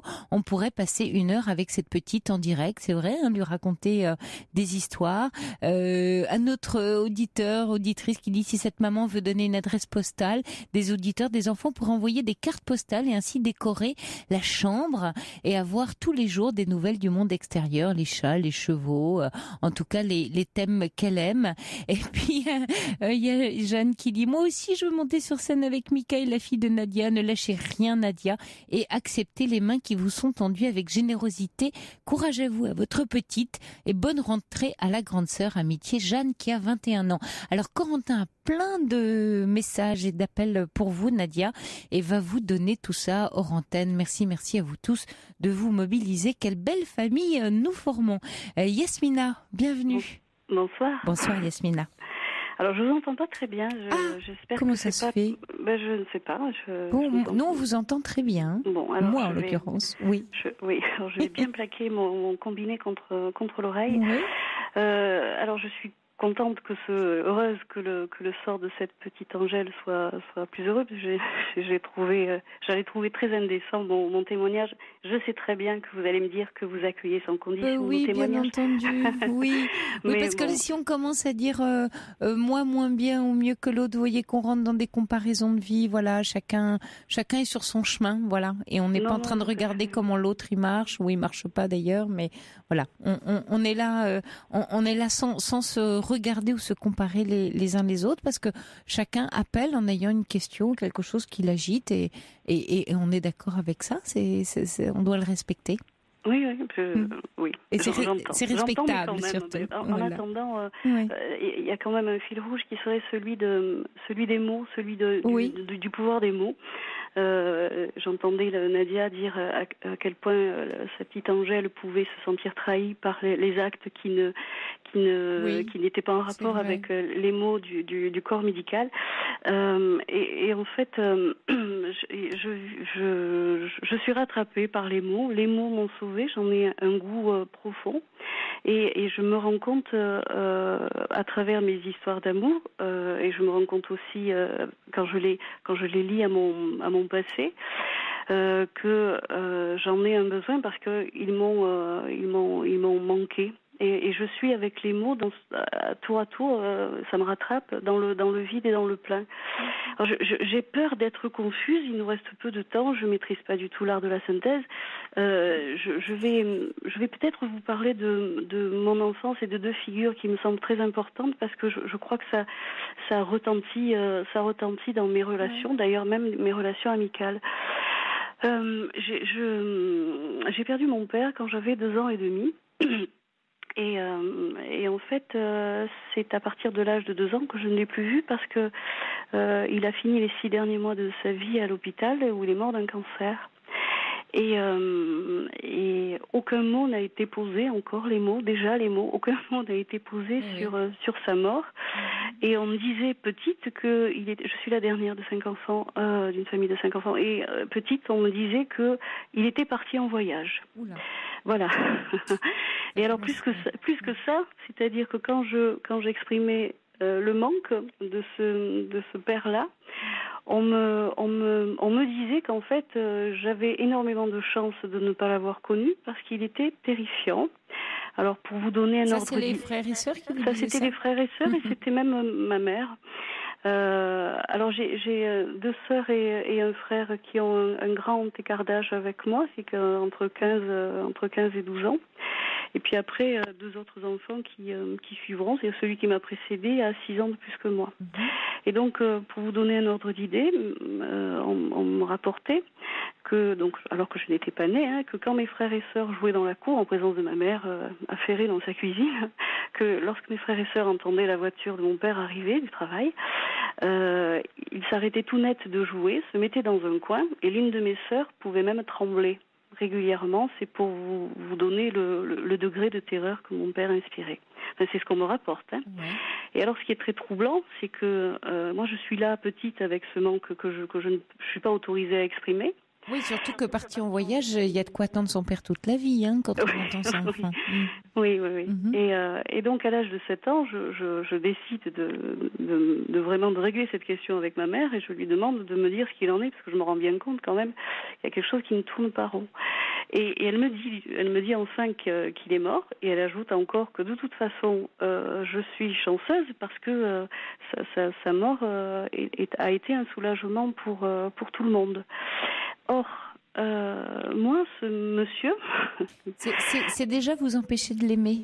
Oui, tout à fait. Et alors d'autant plus... Même vous l'interdire. C'est ça, d'autant plus que j'ai un souvenir très net qui étonne ma mère, très net, non seulement... Oh oui, mais on a des souvenirs avant 2 ans, ouais. Oui, mais alors vraiment, alors à la fois quelque chose de très précis au niveau des vêtements. Je n'avais pas de photos à la maison, j'aurais pas pu deviner. Des vêtements, un emplacement dans la cuisine. On avait une toute petite maison achetée pour 3 bouchées de pain et la petite cuisine était l'endroit, le point de ralliement de la famille. Et donc je me souviens très précisément de la place qu'il prenait.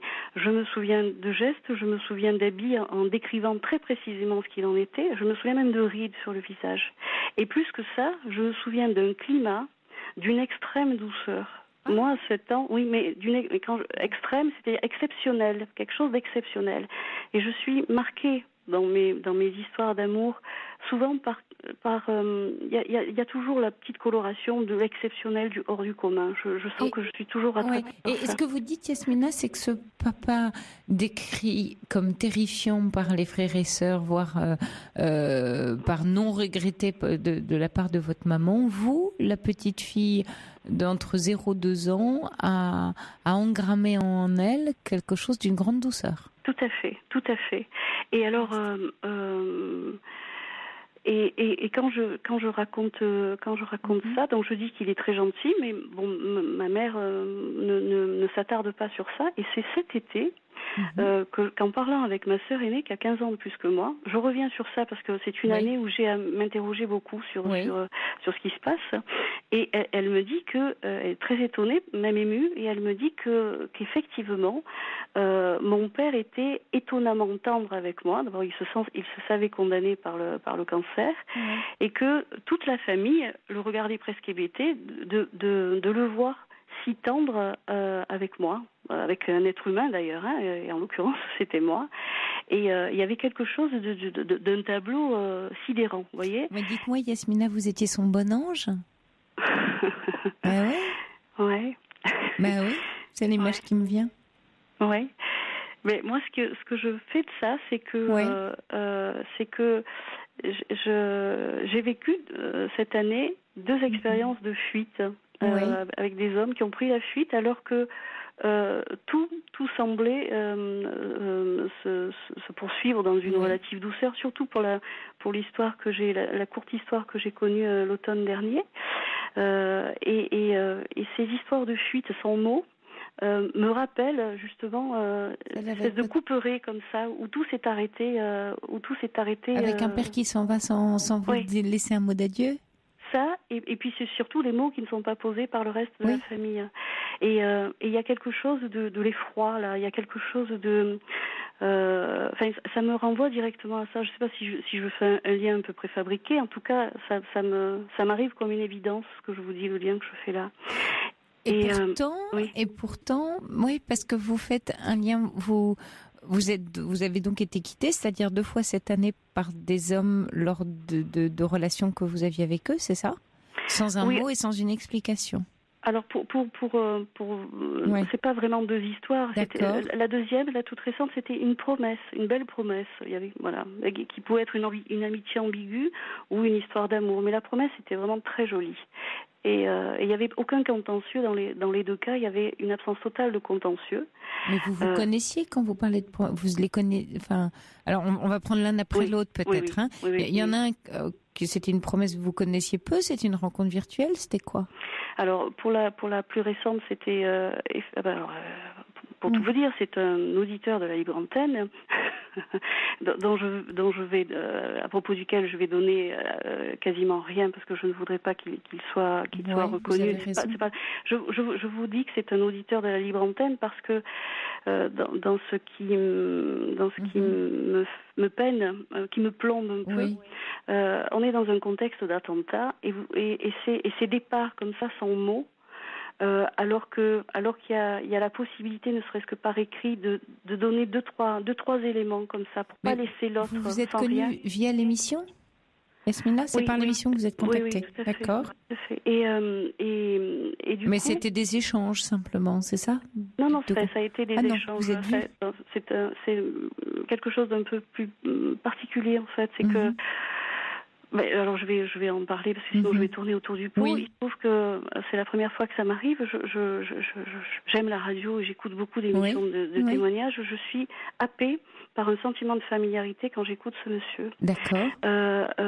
Et vous le contactez? Je réécoute le lendemain, même chose. Donc du coup je décide de le contacter et un échange écrit se fait. Et puis de là naît une relative, une vraie estime de part et d'autre. Ouais.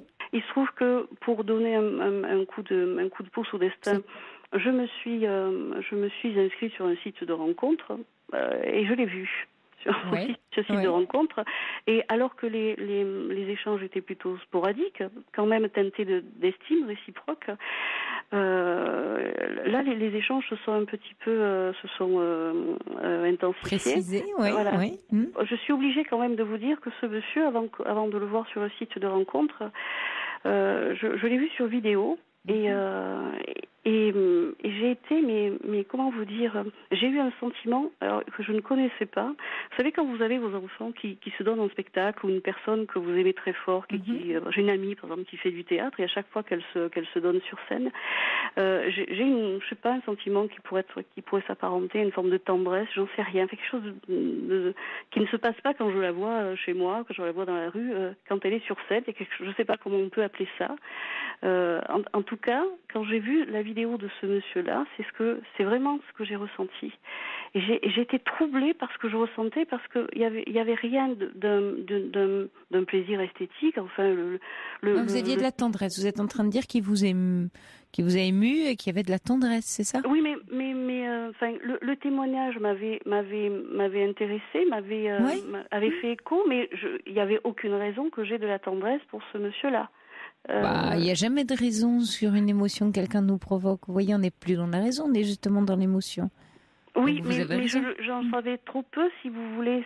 J'en savais trop peu. Mais les gens nous touchent sans qu'on ait toujours toute l'histoire de la personne. Ça peut être un regard, ça peut être quelque chose qui est dit, quelque chose qui est fait. On ressent les choses aussi, on ne les raisonne pas toujours. Ah non, mais je suis vraiment là-dedans. Sauf que, si vous voulez, j'ai eu l'impression, en fait, que chacun de ces signes, que ce soit des signes que je voyais à la vidéo, ou les signes écrits... Tout ça vous disait qu'il y avait quelque chose à vivre, ou en tout cas rencontrer, ou à connaître. C'est ça que vous êtes en train de dire? Plus que ça, c'est-à-dire que j'ai eu le sentiment, véritablement, et ça s'est vérifié après, quand je l'ai vu physiquement, ce monsieur, que c'est comme si j'avais eu un coup de foudre, mais en patchwork, vous voyez. Ok. Et alors, qu'est-ce qui s'est passé alors? Mais alors, ce qui s'est passé, c'est que à sa demande, nous avons échangé nos numéros de téléphone qu'il n'a pas forcément utilisé. J'essaie de vous la faire courte. Le lien s'est établi téléphoniquement avec des conversations qui devenaient de plus en plus profondes. Alors tout ça, c'est date du printemps dernier, et puis finalement, ça s'est intensifié tout récemment, autour d'une semaine. Et ce monsieur m'avait même travaillé de nuit. C'est là qu'il écoutait la radio, et il m'avait même proposé de venir sur son lieu de travail. Je suis approximative volontairement pour justement que nous ayons tout le loisir et toutes les heures pour avoir à discuter, parce qu'il était évident que nous avions énormément de choses à nous dire, de choses très profondes à nous dire. Et donc, comme je le connaissais, que lui ne me connaissait pas, j'ai proposé un peu dans le jeu qu'on se voit un quart d'heure le jour d'après, ce qu'on a fait. Et là, ce qui a été terrible pour moi, je vous dis terrible parce que j'ai le sentiment j'ai le sentiment moi, de percevoir les choses, et au vu de ce qui s'est passé, visiblement je n'ai rien compris. J'ai eu le sentiment ce jour-là que le trouble était vraiment partagé. On devait se voir un quart d'heure. Il a fortement insisté pour que nous déjeunions ensemble. Et j'ai eu le sentiment véritablement qu'en fait, il y avait eu deux repas. C'est comme s'il y avait eu 2 tables côte à côte. Une table avec nous deux, l'un en face de l'autre, qui nous savons donner le change, nous aimons les mots, nous parlons, nous savons un petit peu blaguer. Donc il y avait de l'humour, il y avait du jeu. Et c'est comme s'il y avait une table de un homme et une femme extrêmement bruyants, un peu dissipés. Et à côté, c'est comme si il y avait une autre table imaginaire où il y avait nos fragilités respectives qui se chuchotaient de douces choses à l'oreille. Je vous assure que j'ai pas l'habitude de me la raconter. C'est quelque chose qui m'est venu comme ça, qui m'est tombé dessus. C'est une jolie image, oui.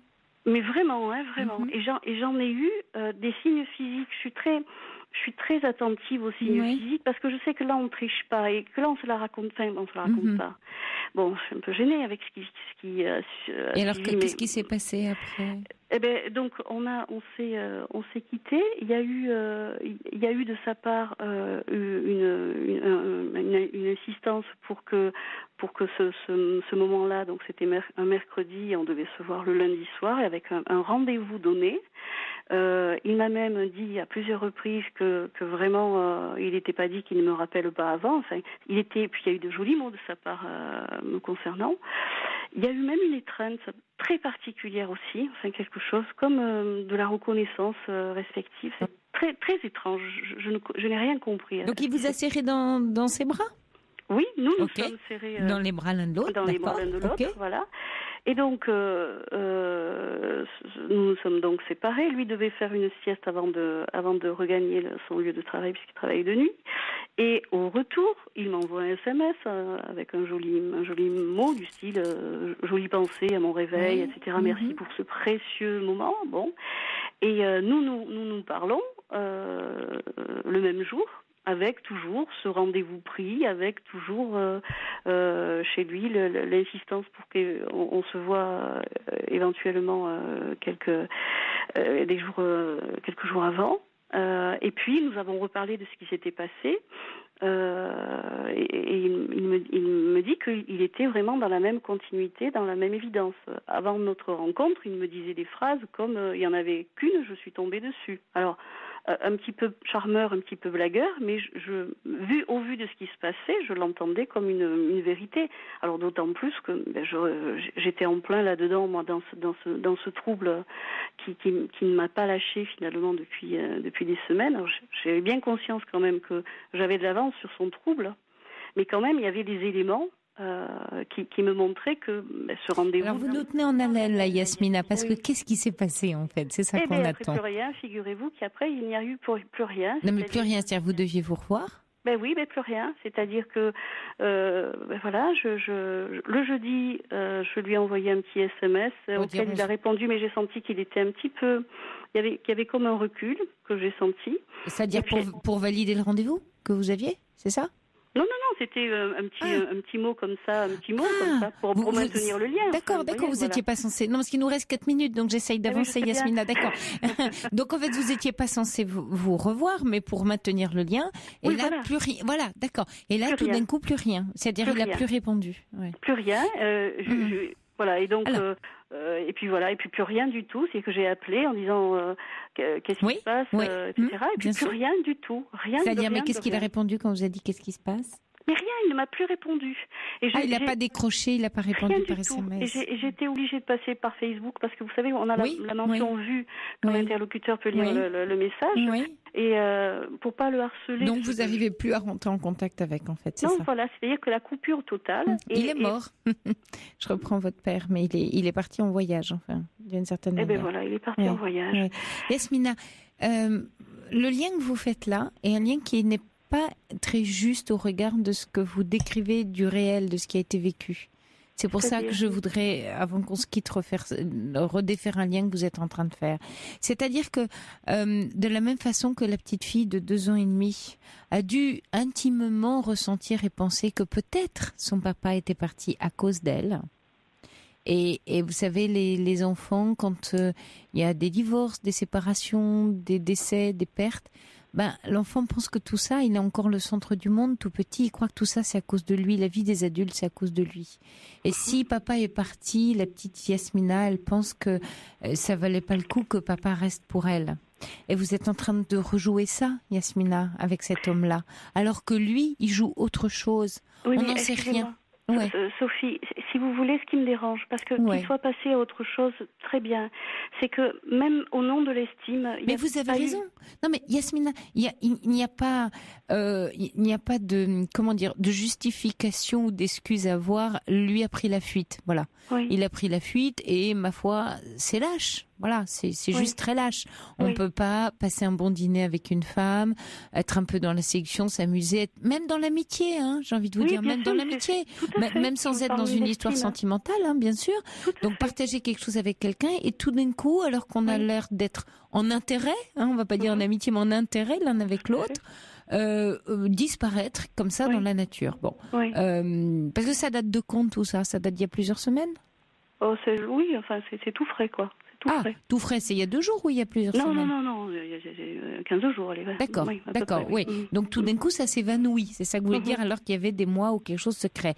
Mais là, pour le coup, Yasmina, vous voyez bien que ça vous appartient pas. C'est juste ça que j'ai envie de vous dire ce soir, qui me semble hyper important avant qu'on se quitte, c'est que quand vous faites le lien avec votre père, moi ce que j'entends c'est la culpabilité, la responsabilité que vous avez en disant il m'arrive quand même des choses épouvantables, mon père s'en va, j'ai 2 ans et demi, il revient jamais, et là voilà un homme avec lequel j'ai senti plein de choses, et puis je comprends rien parce que je croyais que c'était bien, que c'était doux, hein, finalement comme avec ce papa, que c'était doux et tendre, même ce papa qu'on disait terrifiant, et puis qui s'évanouit dans la nature, et cet homme s'évanouit dans la nature. Donc qu'est-ce que j'ai fait? Mais qu'est-ce que je fais dans ma vie pour que ce genre de choses m'arrive?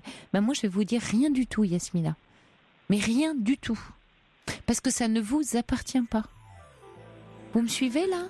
Je vous suis, mais j'entends déjà le générique de l'émission, donc je suis perturbée, mais je vous suis, mais bon, il nous aura manqué des éléments pour que je vous suive.